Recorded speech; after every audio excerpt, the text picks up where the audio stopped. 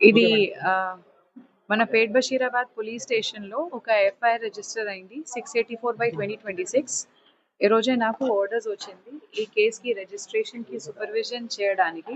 అందుకే నేను ఈరోజు పేట్ బషీరాబాద్ పోలీస్ స్టేషన్ వచ్చాను.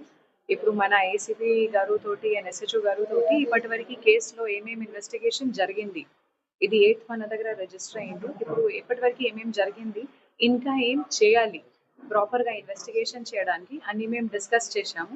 ఒక ప్లాన్ ఆఫ్ యాక్షన్ డ్రాఫ్ట్ చేశాము. అదే ప్రకారంగా రేపు కూడా ఇది కంటిన్యూ అవుతుంది. విక్టిమ్ స్టేట్మెంట్ ఆల్రెడీ ఒకసారి రికార్డ్ అయింది, అది కూడా నేను చదివాను. ఇంకా ఫర్దర్గా మేము ఇంకా దీనిలో కొన్ని ఇన్ఫర్మేషన్ ఇంకా మనకు కావాలి.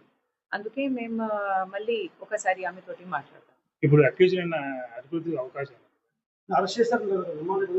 అదే ఖచ్చితంగా ఇది మనకు అతను దొరికితే అతనికి ఆఫెన్స్ ప్రూవ్ అయితే మేము ఖచ్చితంగా అరెస్ట్ చేస్తాం.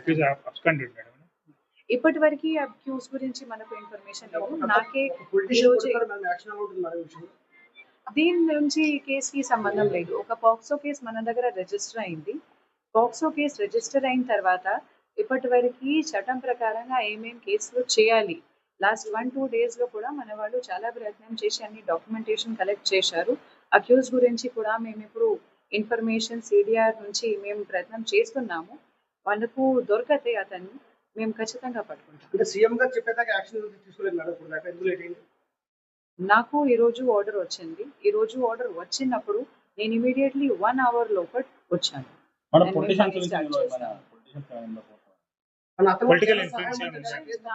ఆర్డర్స్ సిపి సైబరాబాద్ ఆఫీస్ నుంచి వచ్చింది. అదే మెమో ప్రకారంగా నేను పని స్టార్ట్ చేశాను. నా కోసం ఇది మన పోలీస్ స్టేషన్లో ఒక పాక్సో కేసు రిజిస్టర్ అయింది. ఇది విక్టిమ్కి ప్రాపర్గా జస్టిస్ ఇవ్వడానికి మన బాధ్యత ఉంది. కేస్ కంప్లైంట్లో ఏమేమి ఉంది అది అన్ని వెరిఫై చేసి ప్రాపర్గా ఇన్వెస్టిగేషన్ మేము చేస్తాం. Thank you madam.